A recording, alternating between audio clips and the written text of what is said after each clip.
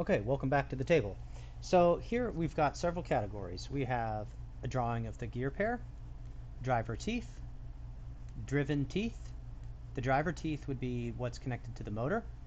The driven teeth is what's connected to the output, which in this case would be the axle. The ratio of the teeth, the rotation of the driver gear, so the number of rotations for the driver gear, the one for the motor, and then the number of rotations for the driven gear, so the one that's the output, the one that's connected to the axle or the wheels. And then at the end we have the gear ratio, which is expressed differently than the teeth ratio. So let's take a look at the gear pair drawing. So in the example of this car, where we have a 20 tooth connected to a 12 tooth, so we have a small gear that is the driven and a large gear, which is the driver gear, we have a large driver and a small driven. And this has 20 teeth and this has 12 teeth. Now, when we look at the next category, which is the driver teeth, we can simply just write the number of teeth that's on the driver, which is 20.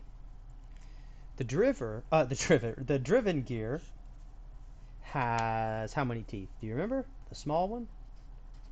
It's got 12. So the driver is the one on the motor, the driven is the one that's connected to the output or the axle or the wheels. Okay, now when we express this in ratio of teeth, it would be the driver to the driven, which in this case, if we were to reduce this, for example, if you had a 12 to a 36, it would be 1 to 3. In this case, it is a ratio of 5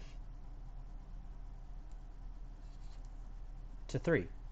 The common denominator, the greatest common denominator is 4, so 20 divided by 4 is 5. 12 divided by 4 is 3. Now, if we were to look at this a little bit differently, is rather than a ratio between the teeth, we do a ratio between the rotation of the driver, which means if we were to basically flip this, the driver spins slower than the driven. So the driver is spinning 3 times,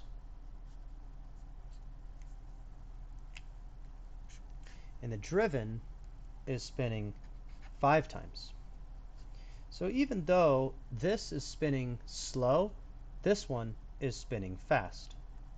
And so when we express this as a gear ratio, it's actually flipped. When we're talking about the number of rotations for the driver to the driven, we're flipping it. And it ends up being a 3 to a 5. So this spins almost half at the rate that this spins. If this were a 6, it would be twice as fast, but it's not quite there. You would need a 24 tooth to a 12 tooth in order to do that. But the output is twice as fast, so it'd be like your motor setting is 20 instead of 10. Okay, so that's looking at it for the example on a 20 to a 12. Let's look at now how that would be if we had a system like this.